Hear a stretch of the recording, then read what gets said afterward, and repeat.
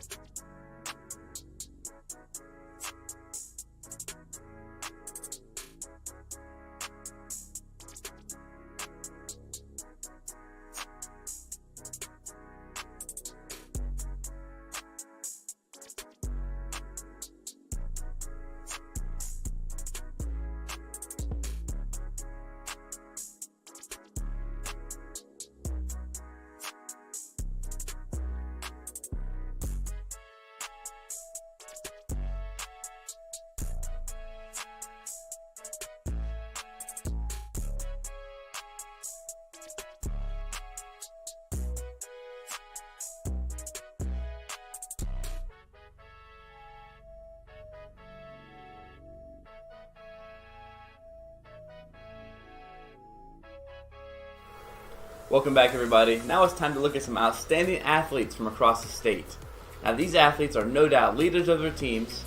They themselves are at the top in the ranks for statistics and just talent, across Arizona. And of course, they're students first, students of the game, and also have a great GPA. Now, first up, we want to talk about an athlete, Gabriel Ross from Tempe Prep High School. Now, Gabe is an all-around athlete in multiple sports. Last year, he was an all-region football player, state qualifying wrestler, and he has played varsity baseball since his freshman year. Now, last year, his junior year, in his second game of the season, he went in for a tackle and dislocated his shoulder. And this was only the second. Again, this is only the second game of the season. And in the season so far, with a game and a half, had 200 yards on 20 carries as a running back. Now, though he was injured, he continued to play throughout the season, even quoting, "I would dive at people's ankles. That's how I tackled. My shoulder would just go with it, and it dislocated, and I just kind of popped it back into place and continued playing." So he literally would just go for a tackle, dislocate his shoulder, pop back into place, and just keep playing. He was a tough kid. Now, though he continued the rest of the season, he didn't know the effect that this shoulder was going to have on him, throughout the year. So he continued to go through physical therapy sessions and spent many hours trying to get over this injury and prepare for the spring baseball season, which was his first sport. Now, he ended up playing, but had to wear a Soli brace to prevent the shoulder from dislocating anymore. And every time he had to slide to base, it was very, very painful for him. Now, over the summer, Ross underwent a surgery. Now, this surgery was going to prevent him from playing his senior year, football at least. Though he was heartbroken, he still found a way to keep himself on the field. Now, Tempe Prep football coach Jason Jones had sent requests out looking for a photographer to take pictures during the game, videos of the game, and to no surprise, Gabe was the first person to take up the offer. Gabriel figured since his mother had a camera and he had a little training through YouTube, he could get all the action shots for the team, and he was able to spend at least the first 2 weeks of the season taking pictures of the team during the game. And currently, he just got his brace off. He's going through physical therapy to regain muscle memory in the shoulder. Now, though he hasn't been able to help on the field this year for Tempe, he has been such a help off the field. And it's his senior year. Hopefully he can play baseball at the end of the year. But certainly he's a leader for all those underclassmen looking up to him on Tempe Prep High School football team, baseball team, and the wrestling team. Daniel, tell us about our next athlete. All right. Next up, we're talking about Matthew Hamilton, an athlete at Red Mountain High School in Mesa. He is currently in his junior year and has been catching dubs this 2022 season. A couple weeks ago, Matthew came in first place at the Western Equinox Cross Country Festival with a time of 15 minutes and 53 seconds. And how does he follow that up? By winning once again at the Desert Twilight Festival, finishing first place in the boys championship race with a time of 16 minutes flat. I was at that race, and it was a huge festival. There were over 200 schools from across the region. The course had plenty of hills, and it was pretty dusty at points, so it had to be hard. And to come in first is certainly impressive. Now, I don't have his GPA, but what I did find is that the Red Mountain cross country team has an average unweighted GPA of 3.61. And it's awesome to see the coaches having a high standard in this department. And shout out to those athletes that get it done in the classroom as well. Now we're going to go to Landon for the next athlete. Now let's talk about this absolutely respectable athlete, Navi Buzan. I played with Navi a couple seasons, and Navi was a stud. He could scramble, all his passes were on target, and all his answers for his coaches were yes sir and no sir. Navi this season so far is doing outstanding.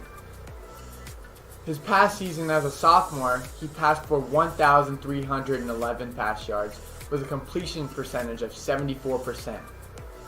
Now that's great and all, but what's even crazier is that we're not even halfway through this year's football season, and Navi has already passed for 964 yards with a completion percentage of 80%, well on his way to pass last year's numbers. Navi threw for 10 touchdowns and 4 interceptions last year. And this year he's doing much better with 13 touchdowns and 0 interceptions. He's showing all the teams out there what he can do. Now do remember, he can scramble. And boy, he can scramble. Already this year, Navi has rushed for 159 yards in 4 games. That's very impressive for Navi. We can't see what else he has in store for us. Well, now let's talk about Navi off the field. Navi has a weighted GPA of 4.0. When Navi and I were younger, he was always respectful to his parents and coaches around us. He's a great leader, and this means he's a great leader on and off the field. Navi is a multi-sport athlete who also runs track as well. And Navi always gets the job done. So guys, some great athletes to talk about. First, we'll talk about Gabe Ross, who was hurt last year due to a dislocated shoulder on a tackle. I mean, of all things, he's playing. I mean, just know that it was his first football season ever. He's played baseball since his freshman year. He was on the wrestling team last year, and it was a small wrestling team. Just to throw that in there, they made it all the way to state. So he's just an athlete. But a second football game, dislocates that shoulder, and doesn't stop playing. He just, goes to physical therapy. I don't know what days he was going, how many days he was going, but he was going often. I know that. And just popping the shoulder back into place. If it came unpopped, just pop back in. Mamba mentality. Oh yeah, for sure, Mamba mentality. But I mean, surely it probably was less painful the more it happened. But that's not good for your muscles to continuously not be able to recover. But this year so far, taking pictures of the team, I mean, that's awesome. Mm-hmm. I mean, that's what you want an athlete, right? What if you just said, no, I'm done with sports, I'm quitting? And obviously he's entitled to do that. He's hurt, but no, he wants to be on the field. Now he is on the field. He's just not playing the game. But he's on that grass. I even saw that he was being the ball boy and doing the chains too when there was other cameraman there. So he's very involved with Tempe Prep. He wants to be there for his teammates, support them, and if I'm a coach, that's my favorite type of athlete to have. Yeah, you'd love to see that. I mean, someone who's playing year round, he's in sports, and obviously you don't want to play through every injury you have, but he wanted to play. I mean, you can't fault him that. Already he had 200 yards in a game and a half. So I mean, who knows what his numbers were going to be. Now this season, obviously, he's probably going to miss the football season, I assume. I know his brace is off, but I don't know. We'll see. I don't know if he wants to push that. Risky. I mean, he wouldn't want to risk that injury. Right, because he still has the baseball season in spring, so he may be mentally focused for that and trying to prepare for that instead of trying to get his first sport. That's his first sport. Yeah, it's he's played varsity since his freshman year, so can't wait to see what he can. Tell me about your runner, your cross country runner. This dude. So he got first place in 2 meets in a row. So he's got a little streak going this season. For cross country though, like invitationals and championships are coming up pretty soon. They come early November. So they're already coming up on the end of the season. Okay. I'm expecting this dude to go and put on a show at the state run. I would expect nothing less. 2 wins already. He got second, I think, in an earlier meet too. Okay. And then you said he's been getting fast times like consistently. Yeah. You said that it was the Equinox. Was that what it was called? Yeah, that was the first one. So you said you were there over 200. No, I was at the Twilight one. Twilight one. Yeah, but you said how many teams were there? There were over 200 schools. So what was it like being there, seeing all those schools? There were crazy. There were so many people there. It looked like it was like a music festival or something. I don't know. Really? Where did they have that at? It was in Tempe at a golf course. I can't remember the name of the golf course, but I imagine there was no golfers playing that day though. No, definitely not. It's pretty funny though. It's like a quiet community most of the time. I would imagine there's not much around there. And this is over a weekend, I assume. Yeah, it was 2. Actually, it might have just been the 1 day this year. Wow. But the place was packed, so it's 200 loud. schools. I can't imagine pulling up somewhere for any event with seeing 200 schools there. I mean, yeah, the parking lot filled up really quick, and then everybody had to go start parking at a nearby Walmart and just walking down. So this Walmart was full of school buses. Oh man, it was just crazy. But The event was like awesome. It was awesome to be there too. The finish line was crazy for the last race because there's tons of people trying to Take record pictures. and I know. see It's it. crazy. But it was cool for sure. And for him to win that race is crazy because there were so many athletes there Yeah, I mean, that's awesome. from tons of different states. Yeah. It's such a competitive sport. You know, we think of football, basketball first is competitive and it's highly competitive, but cross country too. I mean, they're all trying to get first place, but only one person can get it. Yeah. So obviously 200 schools getting there. You know, that's a fun. A lot of kids. It's a lot of kids running. It's a mob running together. It sure is. Now, Landon, me and you know Navi, but tell me a little bit about your early youth career. Play with them. You said you played what, 2 seasons with them? In youth ball? I believe so. He was great. A great leader. I mean, his passes were always on point. He would have his moments here and there to where it was just bad passes, but every quarterback has that. But Now he plays for Liberty. Liberty is what, 3 in the state? yeah, 3? they're top Good. 3. So he's So- definitely leading his team and Certainly. leading them to greatness. And Liberty, is that a 6A school or is that the open division? It's 6A. They're 6A, yeah. 6A. So he, I mean, you said he was. I mean, I remember watching him play with you in youth football. He was really, really good quarterback. Then he played, I believe, at Ridge Army, right? Yeah, he did Ridge play Army. for their youth, yeah. And he was, I mean, he was great Yeah, he's very physical. and very, too. very focused. He was, like you said, yes sir, no sir, very respectable to coaches. 4.0 GPA. He's a 4.0 smart kid. GPA, that's He's a smart kid. Straight A's, yeah. So he's, I mean, just all around what you want in a quarterback. And I can't wait to see what he can do with Liberty. And this is his junior year, Yeah. so hopefully we can see much more next year. I'm excited for it. He's at what, 900 and something? 900 Yeah. and I About to believe hit 13, 1,000. 13 touchdowns, no interceptions. that's a great. Solid. Aaron Rodgers stats right there. I can't wait to see what he can. I mean, if he can go through the whole season without throwing a pick, That'd be impressive. D1 offers. I mean, that's all I can say. Now, guys, that's gonna wrap up this segment for Outstanding Athletes. But if you want recognition, make sure to hashtag HYFNTV, hashtag our network, so we can check you out and see if you're an outstanding athlete. But up next, we're going to talk about some games going on tonight, over the weekend, so don't go away.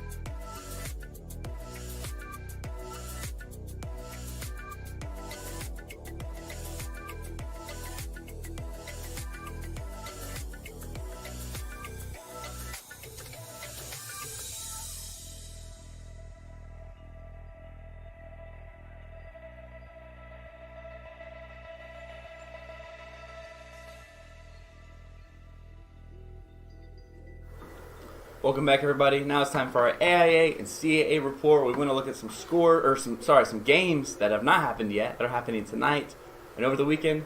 Daniel, take us to the AIA.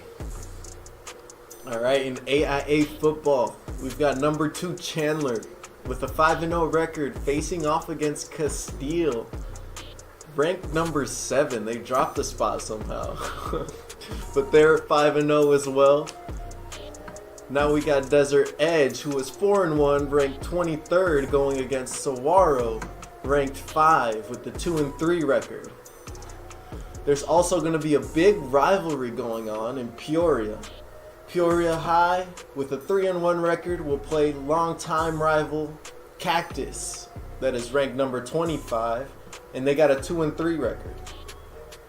Benson, that is 4-2, will play against Thatcher, that is ranked 21 and is 6-0 this season so far. And the game of the week is set to be a game of the ages. Number 3 Liberty will go on the road to play number 1 Basha. Both teams are undefeated going into this matchup, so it's going to be good. Now in AIA soccer, we've got number 11 Benson going on the road to play against Desert Christian. Number 23 Grand Canyon will play Ash Fork High School. Patagonia will face off against North Valley Christian Academy. And over the weekend, Red Rock will play Page High. North Valley Christian Academy will play Grand Canyon. And now we're going to go to Landon for the upcoming CAA games. Now, there will be many games tonight in CAA football. Just to name a few, Heritage Academy Maricopa will play Heritage Academy Gateway. New Way Academy will travel south to play Ajo High. AZ Compass will play the Western School of Science and Technology. And the Buren Academy will play Maryville Prep Academy. Certainly a lot of good games to look forward to tonight in football, volleyball. What do you guys think about some of those games? The game of the week, Basha versus Liberty. Yeah, that's going to be exciting. Oh, yeah. I mean, we got 2 undefeated teams. One has to lose. I feel like if one of the teams takes a loss, then maybe their spot will be affected, but maybe not. I don't think so. Because they're top 3 teams. Not with Saguaro being 2-3 at 5. And I believe if if Saguaro loses, they have to drop. There's no way they don't drop. 2 and 4 at this point. They're playing Desert Edge, who's ranked 23. Desert Edge is a tough team, but I don't. Okay, but they're 23. Yeah. So if Desert Edge wins. I mean, I don't know if they can beat. I mean, Saguaro, they're 2-3, but they're a top team. I mean, they're a top team. When you talk about talent, we throw them in the picture. Yeah. Record aside, they're talented. Mm-hmm. I don't know if Desert Edge will be able to keep up with them, but we'll see. Talk is cheap. We'll have to just see what happens. I mean, obviously, yes, if they do lose that game, to me, that's not it shouldn't be a very hard game for them. Because they play in the open, they play in the best division possible, where I think Desert Edge is 5A, right? No, they're 6A. They're 6A now? They're 5A. Or no, they're 5A. They're 5A. Still 5A? Yeah. So they should win, but I can't say it right now with confidence, just because they are 2-3. But they have played some of the best teams. True.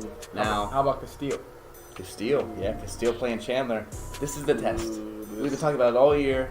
They're undefeated, 5-0, but they haven't played anybody that's really notable yet. They played Williamsfield, which is a team that they've been able to beat. But Williamsfield's not in the top 10. But it's Chandler. Number 2, undefeated. And just to say another thing about Chandler is they're number 9 in the country. So number 2 in the state and 9 in the country, which means how many other hundreds and thousands of teams they're better. They're just better than. So that's gonna be a tough game for Castile. It's a test, though, right? This is what we talked about all season. All the hype for Castile has led up to this moment, because if they can beat Chandler, oh my goodness, they might be at the number 2 spot. I mean, they'll move up for sure. Finally. Yeah, because they still. I mean, just before the season ends, they still got to play Chandler. They'll play Hamilton. They'll play Saguaro. The top teams right there. There's a top 5 teams right there, and going back to the Liberty Basha game, Navi, we just talked about him, an outstanding athlete. I think he's going to be outstanding tonight. I mean, I think he's going to put up good numbers against. Basha has a great defense, great offense. They're a great overall team. I Yeah, mean, they're but not number one for no reason. I'm thinking that Navi could probably pick apart their defense. You think so? Yeah, especially with 0 interceptions on the season. Yeah. I feel like And he's coming in. 80% you said completion rate. So he's Yeah. just accurate. I mean, Yeah. he's not throwing the ball unless he It's knows that they're smart. going to catch it. It's a good throw, a smart throw. He's not throwing it into triple coverage And if he doesn't to throw get picked it, off. use his legs. Yeah, 160 yards, 159, something like that on the year. So that's certainly well deserving of the game of the week. And I feel like the last few games of the weeks we've had, it's all been top 5 teams playing within themselves. And I can't wait to see what happens in this game. You know, if Liberty loses, I don't think they're going nowhere. You know what I mean? Just because they're playing the number 1 team. Mhm. If Basha loses, They'll drop. you think they'll drop? They'll drop. And Liberty will bump up, maybe. Who knows? I mean, Chandler go to Depending the on one spot. Chandler, You never know. we'll see.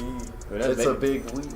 It's a big week for the It's a- top 5. Yeah, I mean, as we get closer and closer to the end of the season, these games get a lot more competitive in terms of, well, not more competitive, but they mean a lot more. Mhm. You know, if you lose at the end of the year, when you've been at the number 1 spot all year and you drop a place, that might affect your playoff chances. You may have to play a team that, you know, is going to give you more of a challenge. You know, because I think that the number 1 seed always plays the bottom, right?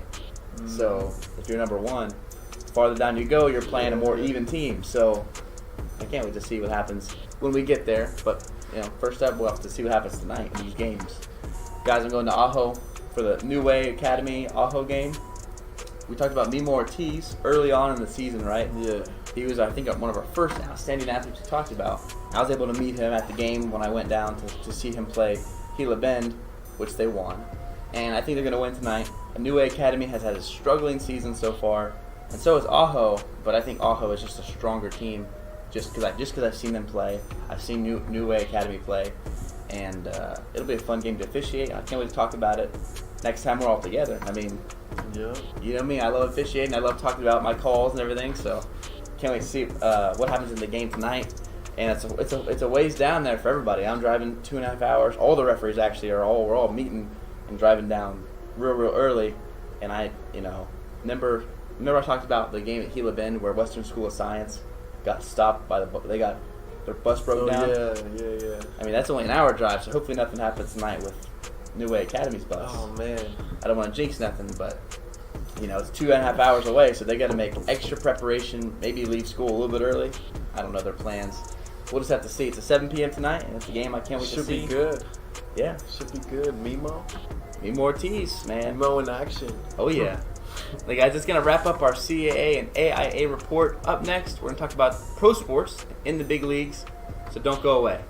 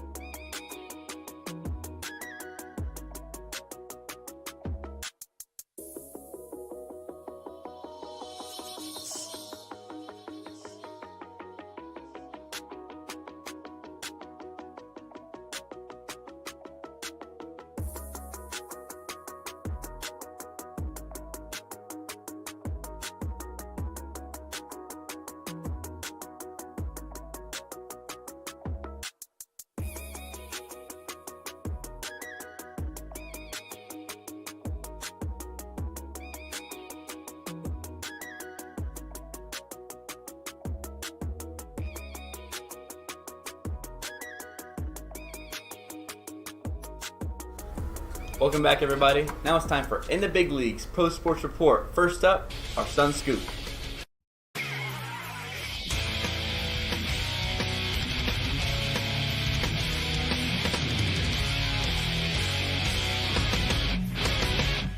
Well, the Suns got it done against the Lakers, beating them 119 to 115. This game felt a little more like a regular season game, with Devin Booker playing 26 minutes and Chris Paul playing 25. They also took many more shots than the first game, with Devin Booker being the highest scorer, racking up 22 points on 7 for 20 shooting. Chris Paul also had a double-double, matching 10 assists to his 13 points on 5 for 11 shooting. As for the Lakers, the King is back like he never left, shooting 8 for 11, had 23 points, and all this was done in just 17 minutes. The Suns were down early in the first half, but after halftime switched gears to outscore the Lakers in the third and fourth quarter. Now 1-1, the Suns will not play again until Monday against the Denver Nuggets. That's the Suns scoop for now. Now we gotta go to the Red Sea report.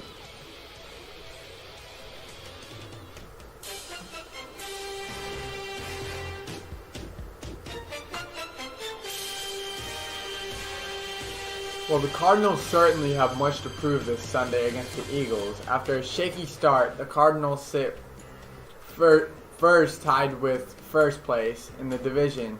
We are currently ranked 19th in the NFL Power Rankings according to ESPN. And if we win this week, we would definitely bump up. So guys, the Cardinals, you mentioned the struggle to start. They're 2-2, but every other team in the division is 2-2. So it's an even kill race. But they're versus the Eagles this week. Arguably the best team. I don't think they're the best team, but best team on paper. They're 4-0. On paper. I mean, you said they have no shot. I mean, you've been a Cardinals hater all season now, so that's nothing new to you. I think Kyler Murray, I know what you're going to say. Is he going to play good this week? No. No.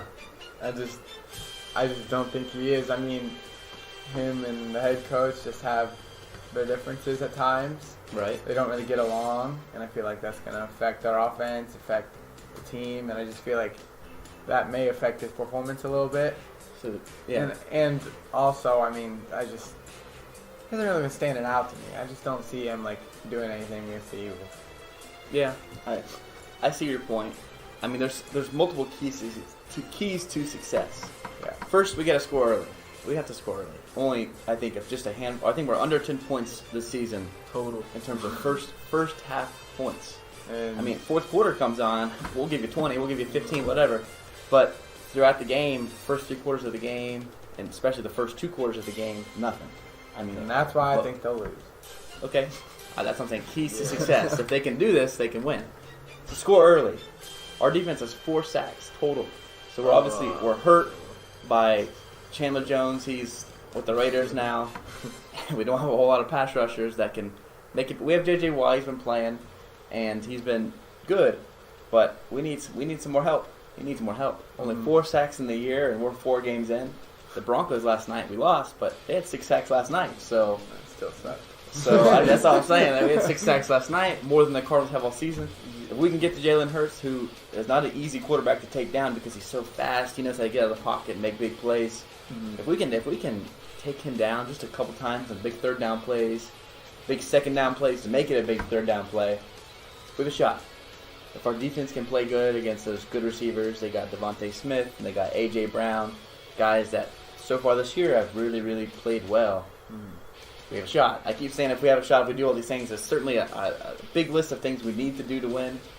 Yo. And the Eagles, all they have to do is really just keep playing their brand of football. They're top 3, they're the number 3 defense in the league and the number 1 offense. So they may put up 50 and allow 0. Who knows? I don't know. I hope not. But what are your guys' score predictions for the game? I got Eagles, 33-12. 33-12. Ouch. What about you, Daniel? I hope that's not the score. I hope not either, man. I got Cardinals 27-25. 27-25. Maybe Just maybe last second field goal or something. Fourth quarter type things. Maybe 25-0 going into the fourth quarter. Because the first half is going to be nothing. Oh yeah, I know. That's again, if we can get it going early in the game, we got a shot. I mean, it might be a shootout game because our defense can't play well. I got Eagles 34-21. Again, I think the Eagles are going to score easily throughout the game, and I think the Cardinals are going to score probably 2 or 3 touchdowns in the fourth quarter. I'm seeing them kicking field goals. I don't see them scoring. There's Really? like too many field goals. That's why I said 12, because, I mean... Yeah. Just 4 straight They're just field like goals. 4 straight field goals. So now we're talking about 4 straight field goals. Let's talk about the game last night. that was My Denver Broncos was one of the worst games I've ever watched in my life. The Colts won 12-9. Okay. all field goals. It's so boring. The Broncos, their first drive of the game, went down, got a field goal. I'm like, well, it's not a touchdown, but hey, we scored first. We scored first. We held them on defense. We scored first. Fast forward, we got another field goal. Well, it's 6-0. We get one more. We're up 2 scores. Then the Colts tie it before the half. It's now 6-3. And keep in mind, Russell Wilson is going to be a long-time Bronco now because we signed him for 5+ years. And he has not lived up to the hype. I'll tell you that. I'm gonna say he's looking like a washed quarterback right now. That's how he's playing. I'm not saying he is. I got my Broncos, my Russell Wilson jersey I was wearing last night. But it was hard. It was hard. And the end of the game, we're up 9-6, I believe. We get the ball. We have the ball with like 6 minutes left. We drive all the way down from the 25-yard line all the way to the other 15 or 10. All right. It's 3rd and 4. I'm okay. They got 1 timeout left. If we run it here, we may not get the first down. But we kick a field goal. They'll have to burn their timeout. We'll be under 2 minutes at this point. What do? We throw it. Throws a pick in the end zone. Dude runs it out. And I about turned the game off. I was so mad. What Russell Wilson doing? So I'm like, okay, it's 9-6. It's 9-6. They haven't been able to score a touchdown all game. Our defense can hold them. Well, they drove down. We did field goal and went to a field goal. Exactly. So they drove down the field, and then they kicked the field goal with 4 seconds left, and we ended up kneeing the ball. And I'll tell you, it was at the Broncos stadium, and they were booing the entire game. Boo, boo! And on 4th down plays, and we were going for it, or we're kicking field goals, and the fans were leaving the game before overtime. Yeah, man, I was booing, sitting on the couch. So, anyways, we get to overtime. Colts get the ball first. They go down, kick a field goal. Nothing new with the field goals. We get the ball. And we drive down to like the 5. We drove down so quick. We had 2 big plays, and we're like, okay, are we going to go for the score, or are we going to go for the field goal? And we ended up going for it on 4th and 1. Just missed the throw, but I saw a video this morning, and it was a video of the play, and there's a receiver, KJ Hamler, slant route, broke wide open on that play. Just didn't see it. After the game, he took his helmet off throwing, he's all mad. I'd be mad too. I think it's just frustration, though. I mean, you got Russell Wilson with a pretty good offense. I mean, a decent O-line. You got decent receivers. Now our starting running back out for the year. That hurts. But you would think this team would be a little bit better. I mean, obviously, we live in Arizona where we don't have to worry about the Denver Broncos. But I do, because I'm a Broncos fan. I have been for a long time now. And it's bad. I mean, our defense, though we allowed 4 field goals, our defense is pretty good. They allowed 12 points. But offense is it's horrible. I mean, I feel bad for those Broncos fans. Another thing, it was 9-9 going into overtime, and fans are leaving the stadium. And I'm thinking, you guys are bad fans. It's 9-9. It's going to overtime, and you guys are leaving now. It's one thing. I'd leave too. I mean, it's overtime though. But like, it was a trash game. There was like 20 punts each team. Like, I just can't wait to see all the memes today, and I can't wait to see what all these other sports shows talk about it. Because I mean, it was bad. It was really bad, and it was one of those games where you're not going to remember for how good it was, for how bad it was, and the Al Michaels and the other sports commentator for the game announcer, they were just having a good time talking about. There was like a 10-yard pass in the game that was like a highlight, and they were like, "Sorry, I got a little excited there because that's the only offense we've had all night." And it's like, well, you're right. And it wasn't even the Broncos making the play; it was the Colts. So, it was a pretty rough game. I think it was almost a 4-hour game of me just shaking my head, doing this. Game ended. I turned it off immediately. Went to my room, debated throwing my jersey in the trash. I didn't. I hung it up, but I debated it. It was rough. It was a rough game to watch, but. Yeah, obviously, we're only 5 weeks in, it sounds kind of bad if we're still bad, but maybe they're still working things out with a new coach, new quarterback. But hopefully the Cardinals don't have a game like that this Sunday against the Eagles. Oh, no, They will. please, touchdowns, please. Touchdown early Yeah, touchdowns. early. First half touchdowns. Yeah, I'd rather see some early action than just turn it on late in the game, because I might as well just turn the game on in the fourth quarter. Mm-hmm. So we'll see what happens. Now, guys, that's gonna wrap up our In the Big Leagues post sports report. Up next, cap or no cap. So don't go away.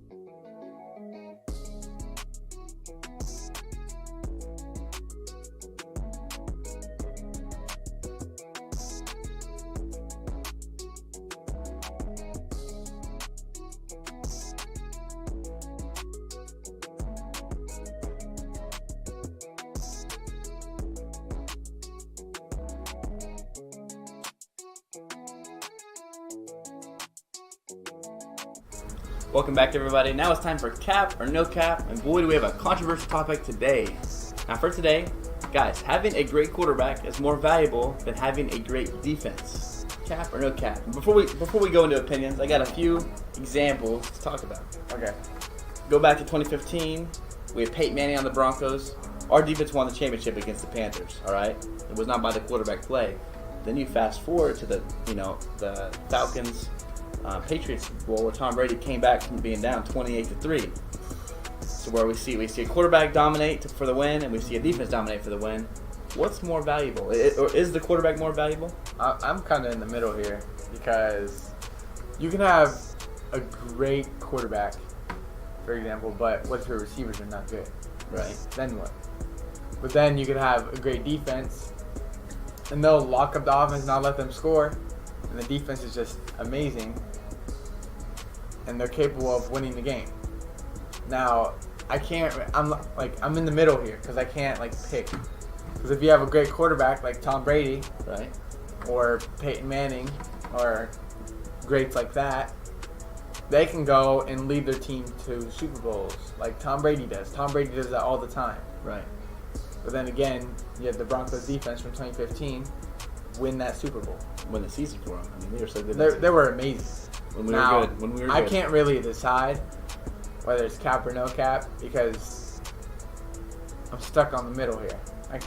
Well, it's got to fall one way. I can't fall one way, dude. I just can't. Because perfectly balanced. It's perfectly balanced because you could have a great defense and they'll win the game for you, but then again, you could have a great quarterback like Tom Brady and he'll win the game for you.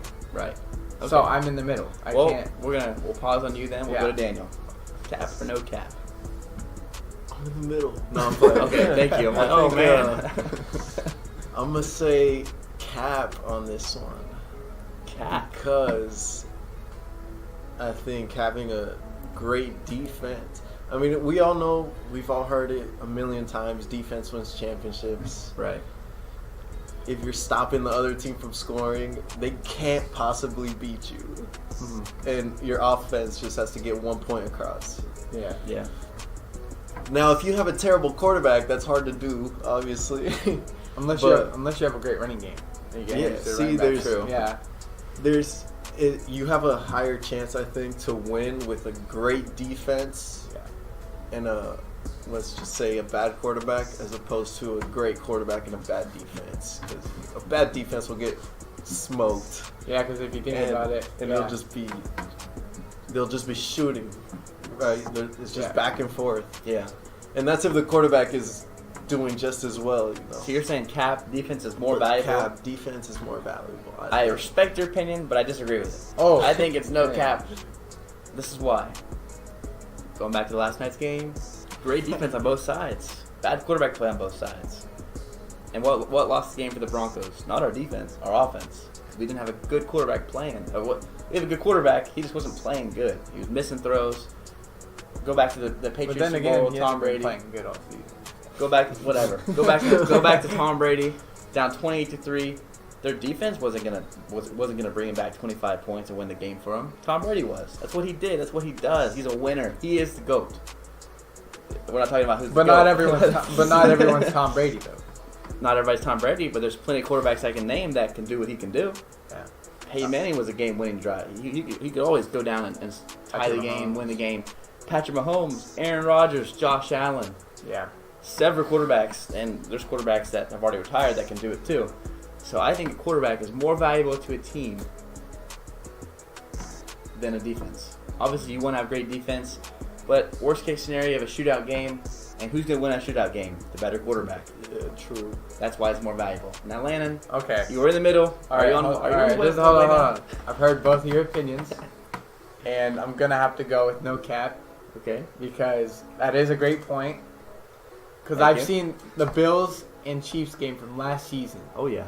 Where in just, I think it was 45 seconds, Patrick Mahomes went down the whole field and not bad quarterbacks can do that.